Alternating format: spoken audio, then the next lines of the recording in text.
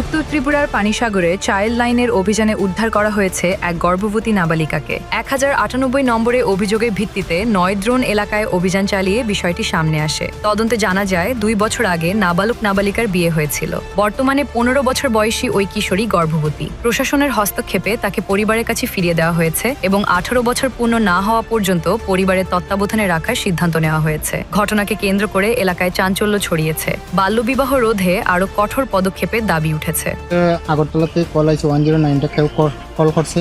Call করার পরে আমরা অভিযোগে আইছি। আওয়ার পরে sir DCM sir Panisagar PS এবং আমরা চাইল্ড হেল্পলাইনের সমস্ত কর্মীরা আইসি আইয়া এখানে দেখলাম যে তথ্য সঠিক এবং সেই তথ্যের বিনিময়ে আমরা এখন মেয়েটার বয়স হয়েছে না, 18 বছর হয়েছে না, তাই আমরা মেয়ের মার কাছে নিয়ে পৌঁছে দিব।